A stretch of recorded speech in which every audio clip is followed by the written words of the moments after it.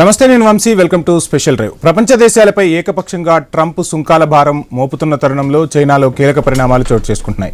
భారత్పై ఏకంగా తన టెంపరతనాన్ని అమెరికా అధ్యక్షుడు బయటపెట్టుకున్నాడు. ప్రధాని మోదీ ఈ అంశంపై ఎక్కడా స్పందించలేదు. అమెరికా చెప్పినట్టుగా రష్యా నుంచి చమురు కొనుగోళ్లు ఆపలేదు. ఇదే సమయంలో ట్రంప్ తీరుపై చిన్న దేశాలతో పాటు అగ్రదేశాలు సైతం గుర్రుగా ఉన్నాయి. చైనా వేదికగా జరిగే షాంఘై సహకార సదస్సులో జరిగే సమావేశాలు ప్రపంచ దేశాల దృష్టిని ఆకర్షిస్తున్నాయి. ఈ ఎస్సీఓ సదస్సుకు భారత ప్రధాని మోదీ సహా చైనా అధ్యక్షులు జిన్పింగ్, రష్యా అధ్యక్షులు వ్లాదిమిర్ పుతిన్ హాజరవుతున్నారు. ఈ సందర్భంగా ముగ్గురు అగ్రనేతలు జరిపే ద్వైపాక్షిక త్రైపాక్షిక సమావేశాలపై ఉత్కంఠ నెలకొంది. ఈ నెల 31న చైనా అధ్యక్షుడు జిన్పింగ్తో మోదీ ద్వైపాక్షిక చర్చలు జరుపుతున్నారు. దాదాపు 7 ఏళ్ల తర్వాత మోదీ జిన్పింగ్ల మధ్య జరుగుతున్న సమావేశం కానుండటంతో ఆసక్తి నెలకొంది. ఈ సమావేశంలో ట్రంప్ టారిఫ్ల మోత గురించి రెండు పెద్ద దేశాలు ఏం చేస్తాయనేది చర్చగా మారింది. జిన్పింగ్తో సమావేశమైన మరునాడే చైనాలోని రష్యా అధ్యక్షుడు పుతిన్తోనూ మోదీ భేటీ అవుతున్నారు. ఇది కూడా కీలక పరిణామమే. రష్యా నుంచి చమురు కొంటున్నారని కసుబుస్సులాడుతున్న అమెరికాకు మోదీ పుతిన్ భేటీ రుచించకపోవచ్చు. కానీ అమెరికా అభ్యంతరాలను, టారిఫ్లను కొరడాను ఇటు భారత్ కానీ అటు రష్యా కానీ పట్టించుకోవడం లేదు. పైగా దశాబ్దాల స్నేహాన్ని మరింత బలోపేతం చేసుకునేలా అడుగులు వేస్తున్నాయి ఇరు దేశాలు.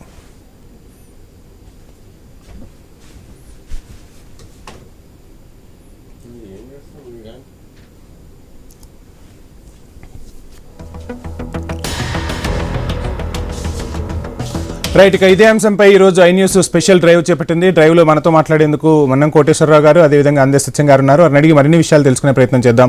సత్యం గారు, కోటేశ్వరరావు గారు, నమస్కారం అండి. కోటేశ్వరరావు గారు, ముందుగా చూస్తున్నాం మనం మొత్తంగా ట్రంప్ దూకుడు ప్రదర్శిస్తున్నారు. ఈ నేపథ్యంలోనే ప్రధాని మోదీ కూడా ఎక్కడా తగ్గకుండా మిగతా దేశాల సహకారం కూడా తీసుకుంటూ ముందుకు పోతున్న పరిస్థితి. ఎలా చూడాలంటారు ఈ పరిణామాలను? ట్రంప్ మన దారిలోకి వచ్చే అవకాశాలు ఉన్నాయంటారా, లేదంటే ఈ భారం మరింత పెరిగే అవకాశం ఉందా? ఏం చెప్తారు? గడిచినటువంటి నరేంద్ర మోడీ గారు మూడోసారి అధికారానికి వచ్చిన సమయానికి ఇప్పటికీ ఏడాది దాటింది. జరిగినటువంటి పరిణామాలు ఒక విధంగా చెప్పాలంటే అనూహ్యమైనవే అని చెప్పక తప్పదు. డొనాల్డ్ ట్రంప్ తన అమెరికా అంతర్గత సంక్షోభాన్ని ఇతర దేశాల మీద నెట్టేందుకు పూనుకున్న క్రమంలో తలెత్తినటువంటి ఈ పరిణామాలు ఇప్పుడు సరికొత్త ప్రపంచ రాజకీయ సమీకరణలకు దారి తీస్తాయా అనేటువంటి చర్చ వైపు సాగుతూ ఉంది. అయితే అమెరికా డొనాల్డ్ ట్రంప్ చర్యతోటి ఇప్పటికే జరిగినటువంటి నష్టాన్ని అమెరికా పాలకవర్గం గుర్తించకుండా ఉండదు. దాన్ని దిద్దుబాటు చేసుకునేటువంటి క్రమం కూడా ప్రారంభించేటువంటి అవకాశాలు ఉన్నాయనేది నా అభిప్రాయం. లేదు, ఇదే విధమైనటువంటి దూకుడుని గనక డొనాల్డ్ ట్రంప్ ద్వారా అమెరికా గనక ప్రయత్నించేట్లయితే భారత్, చైనా, రష్యాలు మరింత దగ్గరయ్యేందుకు మాత్రం అవకాశాలు ఉన్నాయి. అయితే ఇక్కడ నాకు ఒక సందేహం అయితే మాత్రం ఉన్నది. అటువంటి పరిస్థితిని అమెరికా సహించలేనప్పుడు తన చేజారిపోయే విధంగా ప్రపంచ పరిణామాలను తన చేజారిపోయే విధంగా అనుమతిస్తుందా అనేటువంటి సందేహం అయితే ఉన్నది. కానీ ఇప్పటి వరకు మన భారత్కు లేదా ముఖ్యంగా నరేంద్ర మోడీ గారికి అనివార్యమైనటువంటి స్థితిలో చైనాతో, రష్యాతో సంబంధాలు సజావుగానే ఉన్నాయి. చైనాతో ఉన్నటువంటి సంబంధాలని ఇటీవల కాలంలో, ముఖ్యంగా గత 6 నెలల కాలంలో వేగంగా అటువైపు నుంచి స్పందన అదే విధంగా ఉంది, ఇటువైపు నుంచి ఇంకా ఎక్కువగా ఉన్నట్టు అయితే ఒక సాధారణ సంబంధాలు ఏర్పాటు చేసుకోవడం అనేటువంటి ఒక మంచి పరిణామం. దీన్ని అమెరికాలో సహించట్లేదు. అందుకనే నిన్న నవార్న చేసినటువంటి ప్రకటన గాని, అది మోడీ యుద్ధం అంటూ చేసినటువంటి ఇవన్నీ చూసినప్పుడు ఏదైనా సంచలనాత్మకంగా అమెరికా ఏమన్నా రిట్రీట్ అయ్యి భారత్ తోటి తాత్కాలికంగా అయినా సంధి చేసుకోవడానికి ముందుకొస్తుందా అనేటువంటిది ఒక ప్రశ్న. అయితే ఒకవేళ అదా గనక రాకపోయినట్లయితే ఈ 3 దేశాల యొక్క బంధం మరింత బలపడుతుంది. అప్పుడు ప్రపంచ రాజకీయాలు కొత్త రూపు తీసుకుంటాయి అనేది మాత్రం ముఖ్యంగా వచ్చే ఏడాది ప్రారంభానికి కొత్త రూపు తీసుకునేటువంటి అవకాశాలు ఉన్నాయనేది నా అభిప్రాయం. రైట్, సత్యం గారు, మొత్తంగా చూస్తూ ఉన్నాం రాజకీయాల్లో శాశ్వత శత్రువులు ఉండరు, శాశ్వత మిత్రులు ఉండరు. అదేవిధంగా ఇప్పుడు మనకు మొన్నటి వరకు చైనాతో పొసగలేదు. కానీ ఇప్పుడు రెండు దేశాలకు అవసరమైన పరిస్థితులు, భారత్ కూడా చైనా వైపు అడుగులు వేస్తుంది, చైనా కూడా భారత స్నేహం కోసం చూస్తున్న పరిస్థితి. సో ఇది ఒక పరిణామం అయితే, మనకు కోటేశ్వరరావు గారు చెప్పినట్టుగా ఈ మూడు దేశాలు ఒకసారి కలిసిన తర్వాత ట్రంప్ ఇదే విధంగా ప్రవర్తిస్తే ప్రపంచ రాజకీయాలు కూడా మొత్తం మారే పరిస్థితులు కనిపిస్తున్నాయి. దానికి భారత్ నేతృత్వం వహించే అవకాశం ఉందా? అంటే భారత్ ఒకవైపు, మిగిలిన ట్రంప్ అంటే అమెరికా మరోవైపు అన్నట్టుగా ప్రపంచ దేశాలు మారిపోయే అవకాశం ఉందంటారా? ఏం చెప్తారు? ఒకటి, ఇప్పటికే మ్యాక్సిమం అండర్స్టాండింగ్ వచ్చిందని చెప్పలేం, కానీ ఒక మినిమం అండర్స్టాండింగ్ అయితే మూడు దేశాలకు వచ్చింది. మూడు దేశాల యొక్క నాయకుల మధ్య పుతిన్ గాని, జిన్పింగ్ గాని, లేకపోతే మోడీ గాని ఒక మినిమం అండర్స్టాండింగ్ వచ్చింది. ఇది మ్యాక్సిమం అండర్స్టాండింగ్ కాదు. కాబట్టి ఆ భేదాభిప్రాయాలను కొన్ని పక్కకు పెడితే, ఇవాళ ఏ దేశానికి ఆ దేశాన్ని రక్షించుకోవటానికి ట్రంప్ యొక్క అగ్రెసివ్నెస్ నుంచి, తర్వాత ఒక ఇంపీరియలిస్టిక్ ప్రెజర్ ఎట్టుంటుందో ఒక చూపెట్టాడు ట్రంప్. కాబట్టి అటువంటి ప్రెజర్ నుంచి తట్టుకొని నిలబడటానికి మూడు దేశాల యొక్క అండర్స్టాండింగ్ ఇప్పుడు ఉపయోగపడ్డది. తర్వాత ప్రపంచంలో ఏ దేశమైనా ఏకధ్రువ ప్రపంచంగా మారితే ప్రపంచానికి ఉన్నటువంటి ప్రమాదం ఏందో ఇవాళ అమెరికా యొక్క లేదా ట్రంప్ యొక్క విధానాలు మాకు అర్థమైపోయింది, అన్ని దేశాలకు కూడా. అందుకే టారిఫ్స్ అనౌన్స్ చేసినప్పుడు ఆఖరికి దాని మిత్రులైనటువంటి EU దేశాలు కూడా వ్యతిరేకించినాయి. అట్లాగే బ్రిక్స్ దేశాలు అన్నటువంటి ఈ మూడే కాదు, ఇంకా బ్రెజిల్ కూడా ఇంటోటో ముందుకొచ్చాడు వ్యతిరేకిస్తూ. కాబట్టి ఈ విధమైనటువంటి పరిణామ క్రమం ఈ నాలుగు దేశాలకు కాకుండా అసలు ప్రపంచ పరిణామ క్రమానికి కూడా ఒక ఫస్ట్ స్టెప్. ఇది అవసరం, ఈ మార్పు అవసరం. తర్వాత రెండోది, మనకు చైనాకున్నటువంటి విభేదాలు వాస్తవానికి వీటిని మ్యాక్సిమైజ్ చేసి రాజకీయ ప్రయోజనం పొందడానికి చాలా మంది ప్రయత్నం చేశారు గత 7 ఏళ్లుగా. అది తప్పుడు ఫలితాలు ఇచ్చింది. తప్పుడు ఫలితాల కన్నా కూడా తప్పుడు ఒక అండర్స్టాండింగ్ ఏర్పడేందుకు ప్రయత్నం చేసింది.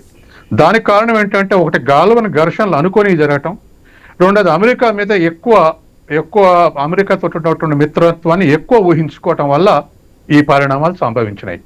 వాస్తవానికి గాల్వన్ ఘర్షణ తర్వాత కూడా మన ఇద్దరి మధ్య ట్రేడ్ తగ్గలేదు, చైనాకు భారతదేశానికి మధ్య. లేటెస్ట్ సెన్సెస్ ప్రకారం మనం 113.5 ఆల్మోస్ట్ $114 బిలియన్ మనం దిగుమతులు చేసుకుంటే మనం $14 బిలియన్ మనం ఎగుమతి చేసుకున్నాం. అంటే దరిదాపు $130 బిలియన్ ఇద్దరి మధ్య ట్రేడ్ ఉంది. ఇది దరిదాపు ఆల్మోస్ట్ ఆల్ అమెరికాకి ఈక్వల్, అమెరికాతో $140 బిలియన్ అనుకోండి. కాబట్టి ఎన్ని పుకార్లు, ఎన్ని మిస్అండర్స్టాండింగ్ వచ్చినా ఇరు దేశాల మధ్య ట్రేడ్ తగ్గలేదు. ఇప్పుడు ఇంకొంత అండర్స్టాండింగ్ పెరిగితే తర్వాత మనకి ఇంకొకటి కూడా ఉంది. మనం అమెరికాకు చేసేటువంటి $87 బిలియన్ 30% మీద అసలు టారిఫ్లు లేవు. ఎందుకు లేవు అంటే మన మీద ప్రేమతోటి కాదు, అమెరికాకు అవి అత్యవసరమైనటువంటి ఇంపోర్ట్స్. ఈ అత్యవసరమైనటువంటి ఇంపోర్ట్స్ $30 బిలియన్ మీద లేదు. కాబట్టి ఇక మిగిలిన $57 బిలియన్ మీదనే ఈ ప్రమాదం ఉంది, ఈ ఎఫెక్ట్ ఉంది. కాబట్టి వీటిని మన మూడు దేశాల మధ్య ట్రేడ్ మ్యాక్సిమైజ్ చేసుకుంటే అందులో ఇంకొంత మనం నష్టం నివారించుకునేటువంటి అవకాశం ఉంది. కాబట్టి ఏదేమైనా రేపు షాంఘై సమావేశానికి హాజరైనప్పుడు ముగ్గురు మధ్య చర్చలు వచ్చి ఈ టారిఫ్స్ యుద్ధం మీద గెలిస్తే ఖచ్చితంగా అమెరికాని ఇది తిరుగులేని శక్తి అనేటువంటి దాని నుంచి వెనక్కు తగ్గించేటువంటి అవకాశం ఉంది. కాబట్టి ఈ అండర్స్టాండింగ్ అవసరం. ఈ 4 బ్రెజిల్తో కలుపుకుంటే ఈ 4 దేశాలకే కాదు, మొత్తం ప్రపంచ పరిణామ కనుక ఒక ఫుట్ స్టెప్ గా ఇది ఉపయోగపడుతుంది. రైట్. కోటేశ్వర గారు యుఎస్లోని ఆర్థికవేత్తల కూడా సంచలన వ్యాఖ్యలు చేశారు. యుఎస్లోని ప్రముఖ ఆర్థికవేత్త రిచర్డ్ వోల్ఫ్ కీలక వ్యాఖ్య చేశారు. ఏనుగుతో ఎలుక ఢీకొంటోంది, భారత్కు వచ్చే ప్రాబ్లం ఏమీ లేదు, భారత్ చాలా పటిష్టంగా ఉంది. ఒకవేళ యుఎస్ ఇంతే సుంకాలు విధించుకుంటూ వెళ్తే బ్రిక్స్ దేశాలు బలోపేతమవుతాయి. బ్రిక్స్ దేశాలు బలోపేతమైతే భారత్ తన ఎగుమతులు దిగుమతుల విషయంలో ఇంకా స్ట్రాంగ్ అవుతుంది. ఏనుగుతో ఎలక ఢీకొన్నట్టే అమెరికానే ఆలోచించాలంటూ అమెరికన్ ఆర్థికవేత్త సంచలన వ్యాఖ్యలు చేసిన పరిస్థితి. సో అంటే స్వదేశంలో కూడా ట్రంప్ కొంత వ్యతిరేకత ఎదుర్కొంటున్నా భారత్పై ఇంకా ఈ అక్కసు ఎందుకంటారు? ఏం చెప్తారు? అంటే రాజకీయ నాయకుల కంటే ఆర్థికవేత్తలకి వాస్తవాల మీద ఆధారపడి ఉంటారు. రెండోది, వాళ్ళకి అధ్యయనం అనేటువంటిది ఏదో ఒక తాత్కాలికమైనటువంటి పరిణామాల మీద కాకుండా దీర్ఘకాలికంగా జరిగేటువంటి పరిణామాలు, పర్యవసానాల గురించి వాళ్ళు అధ్యయనం చేస్తారు కనుక మీరు చెప్పినటువంటి ఆర్థికవేత్త కాదు, అనేక మంది ఆ విధమైనటువంటి హెచ్చరికలు చేయటం ప్రారంభించారు. Hmm. అందుకనే అటువంటి హెచ్చరికలు చేసేటువంటి వాళ్ళందరూ కూడా అమెరికా డొనాల్డ్ ట్రంప్ ని రాజకీయంగా విమర్శించవచ్చు, లేకపోతే ఇంకోటి చేయొచ్చు, కానీ అమెరికా ప్రయోజనాలకే మొత్తంగా దెబ్బ తగులుతుంది అనేటువంటి ధ్వని కూడా దానిలో ఉన్నది. అందువలన అది మన చెవులకి ఇంపుగానే వినిపించవచ్చు, కానీ అది అక్కడ ఉన్నటువంటి పాలక వర్గాన్ని హెచ్చరించడంగా కూడా మనం పరిగణలోకి తీసుకోవాల్సినటువంటి అవసరం. అందుకనే ఆ విధమైనటువంటి హెచ్చరికలు ఇటీవల కాలంలో గత నెల రోజుల్లో పెరుగుతున్నటువంటి అటు డెమోక్రటిక్ పార్టీ నుంచి కూడా పెరుగుతున్నాయి. ఈ నేపథ్యాన్ని చూసినప్పుడు మొత్తంగా మరొకసారి అమెరికా తన పునరాలోచనలో గనక పడేట్లయితే ఈ మూడు దేశాలు మరింతగా దగ్గర కావడాన్ని అడ్డుకునేటువంటి ప్రయత్నాలు కూడా చేస్తాయి. మన దేశంలో ఉన్నటువంటి కొంతమంది చైనా వ్యతిరేకులు అటువంటి పరిణామం కోసం ఎదురు చూస్తున్నారు అనేది కూడా మనం గమనించాల్సినటువంటి అవసరం ఉంది. అందువలన మరి అటువంటి శక్తులకి అనుకూలమైనటువంటి పరిణామాలు జరుగుతాయా, లేకపోయేట్లయితే ఏమిటి అనేటువంటిది ఇక్కడ సమస్య. రెండవది, అమెరికాతో ఇంత జరిగిన తర్వాత ఇక్కడ ఉన్నటువంటి వ్యాపార వాణిజ్య వర్గాలు, పారిశ్రామికవేత్తలు వీళ్ళందరూ కూడా పునరాలోచనలో పడతారు. ఏదో తాత్కాలికంగా మళ్ళా అమెరికా మనకి చేయి జాపినప్పటికీ మళ్ళా రాబోయేటువంటి రోజుల్లో ఇబ్బంది పెడితే పరిస్థితి ఏమిటి? ఇప్పటికే చైనాతో రాజకీయ వైరం మనకి ఏ విధమైనటువంటి ఫలితాలను ఇచ్చిందో చూసిన తర్వాత సరే వాణిజ్యం సాగించారు, కానీ రాజకీయ వైరం కూడా మంచిది కాదు. అందువలన చైనా తోటి సఖ్యంగా ఉండాలి, మన ప్రయోజనాలను మనం కాపాడుకోవాలి. At the same time America పెత్తనాన్ని, ముఖ్యంగా మన సార్వభౌమత్వాన్ని కించపరిచే విధంగా ఉన్నటువంటి అమెరికా పెత్తనాన్ని మనం సహించకూడదు అనేటువంటి భావంతో ఉన్నటువంటి వాళ్ళు కూడా మన దేశంలో గణనీయంగానే ఉన్నారు. అందుకనే ఇప్పుడు ఈ దశలో మన సత్యం గారు చెప్పినట్టు ఇది ఒక ప్రాథమికమైనటువంటి స్థితే. ఇది ఇంకా ముందుకు పోనిస్తారా, ఏ విధంగా ఉంటుంది అనేటువంటిది మనం రాబోయే రోజుల్లో చూడాల్సి ఉంటుంది. రేపు సెప్టెంబర్ 9వ తారీఖున ఈ షాంఘై సమావేశం తర్వాత నరేంద్ర మోడీ గారు అమెరికాలో జరిగేటువంటి, న్యూయార్క్ లో జరిగేటువంటి ఐక్యరాజ్య సమితి సమావేశాలకి వెళ్తున్న సందర్భంగా ట్రంప్ తో భేటీ అవుతారని కూడా గతంలో వార్తలు వచ్చాయి. అయితే నన్ను అఫీషియల్ గా ఇంతవరకు నిర్ధారించినట్లు ఎక్కడ నేనైతే చదవలేదు.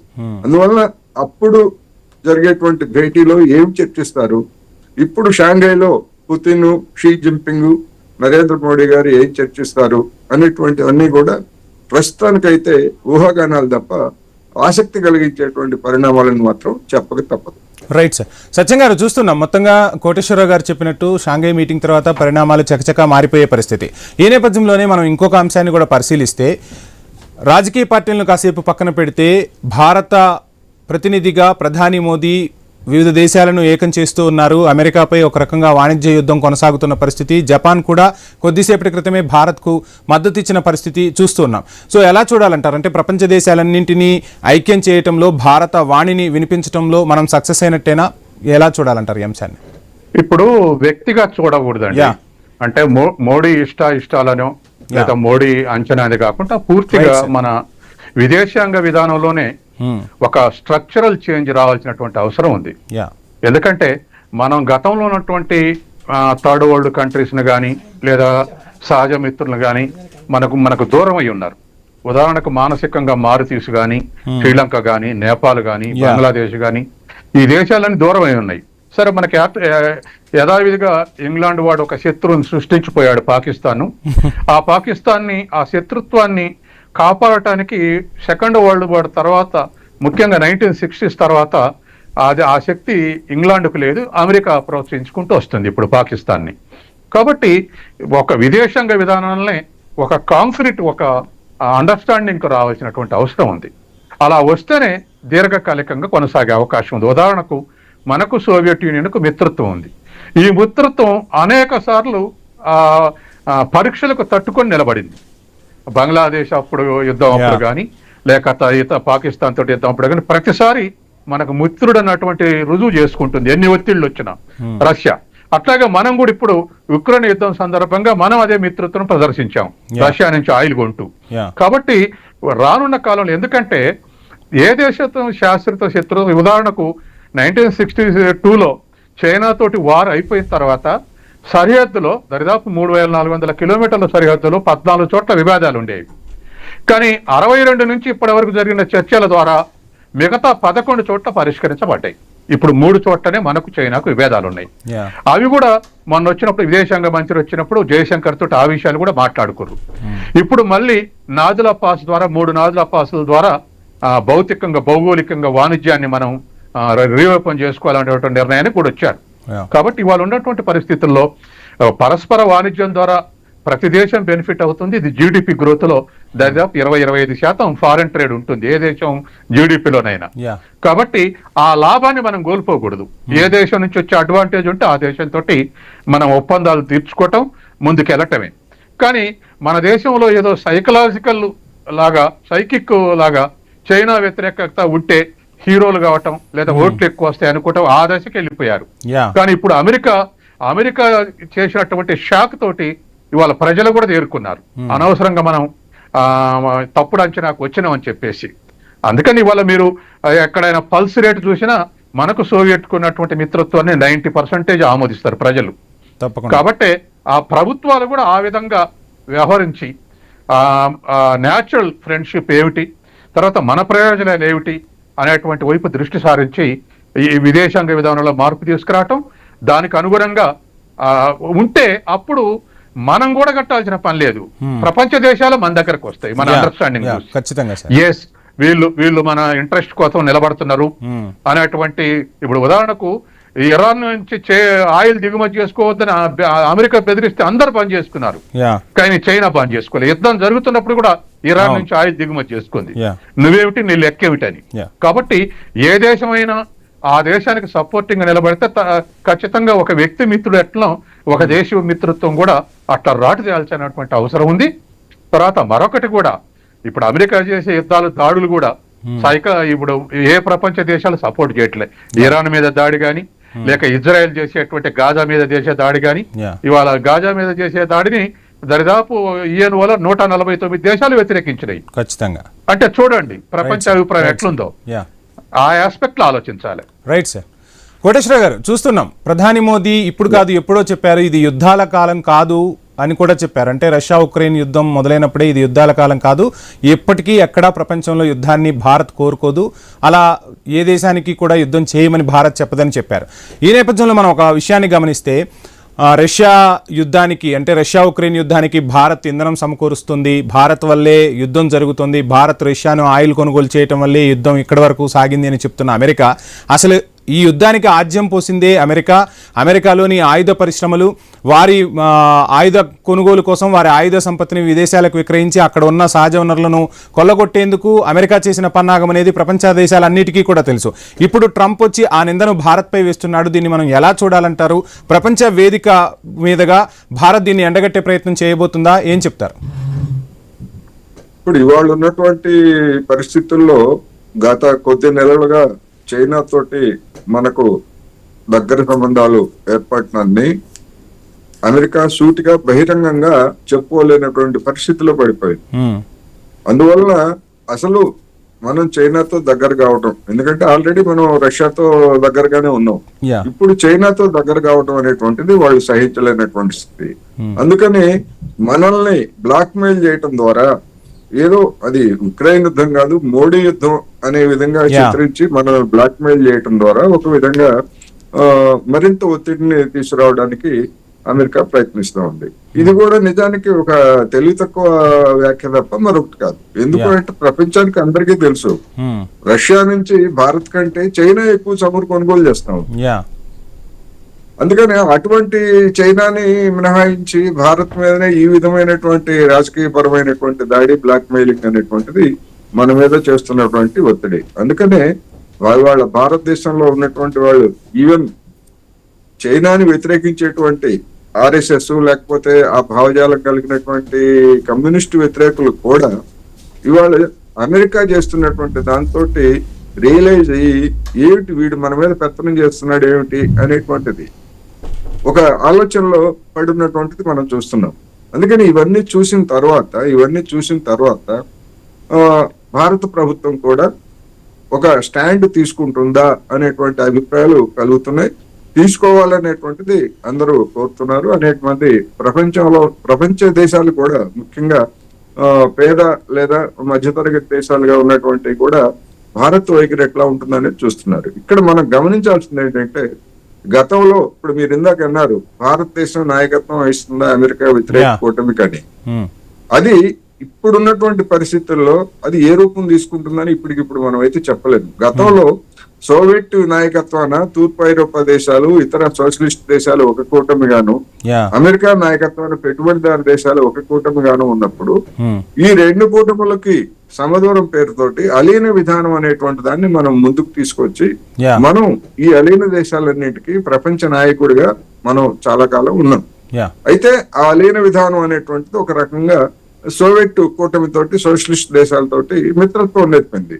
అందుకని మనకు పాజిటివ్ అంశాలు కూడా అప్పుడు మనకి తోడ్పడ్డాయి. అయితే ఇప్పుడు ఇవాళ సోషలిస్ట్ కూటమిగా, సోషలిస్ట్ దేశం అయినప్పటికీ చైనా, వియత్నాం, క్యూబా ఒక కూటమిగా కంటే అవి డిఫరెంట్ గా ఉన్నాయి. అందువల్ల ఇప్పుడున్నటువంటి పరిస్థితుల్లో మరి మిగిలినటువంటి దేశాలని భారత్ ఏ విధంగా సమీకరిస్తుంది అనేటువంటి దాన్ని బట్టి రాబోయేటువంటి రోజుల్లో నాయకత్వం అనేటువంటిది పెద్ద సమస్య కాదు. నాయకత్వం మనం కోరుకుంటే వచ్చేది కాదు, లేకపోతే ఎవరైనా ఆపితే ఆగేది కాదు. ఏ విధమైనటువంటి సమన్వయం ద్వారా మనం ప్రపంచానికి, ఇప్పుడు ఇందాక సత్యం గారు చెప్పినట్టు అనేక దేశాలు మనల నుంచి దూరం అయ్యాయి.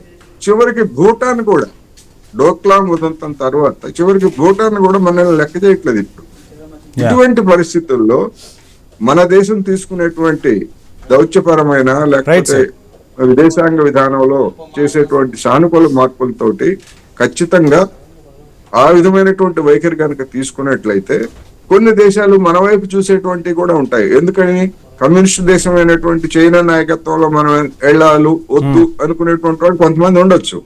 అటువంటి వాళ్ళు భారత్ నాయకత్వాన్ని కోరుకున్నా కూడా ఆశ్చర్యం లేదు. అయితే ఎవరిది పెత్తనం అనేటువంటిది కాకుండా సమన్వయంతో, సమభాగస్వామ్యంతో రష్యా, చైనా లేదా భారత్, మిగిలినటువంటి బ్రెజిల్ ఇట్లాంటి దేశాలన్నీ కూడా పెద్ద దేశాలు ఉండేట్లయితే ఆ ప్రపంచ పరిణామాలు కొత్త దశకు, మరొక ఉన్నతమైనటువంటి అమెరికా వ్యతిరేక దశకు చేరేటువంటి అవకాశం ఉంది.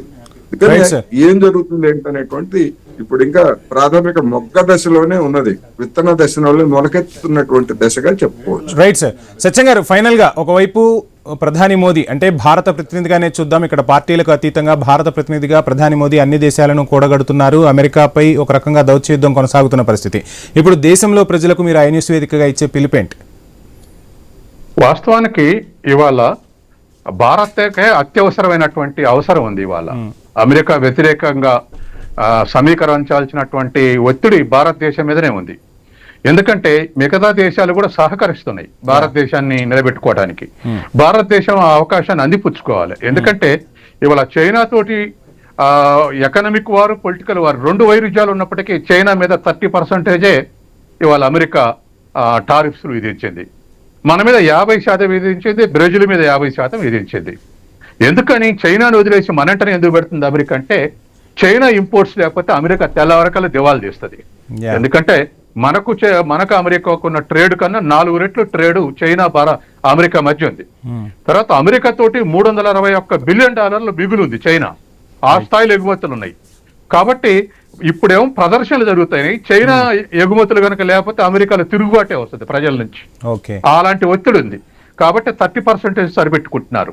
ఇప్పుడు 50% మన మీద ఎందుకు విధిస్తుండో ట్రంప్ వెనక్కు తగ్గాల్సినటువంటి అవసరం ఉంది.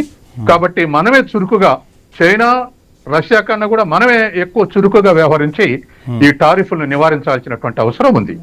తర్వాత రెండవది, అమెరికా ఆశించిన స్థాయిలో ఎప్పుడైతే మనం ఈ విధంగా వ్యతిరేకంగా నిలబడగలుగుతామో విత్ ఇన్ ది కంట్రీ అమెరికాలో ఒత్తిడి పెరిగే అవకాశం ఉంది.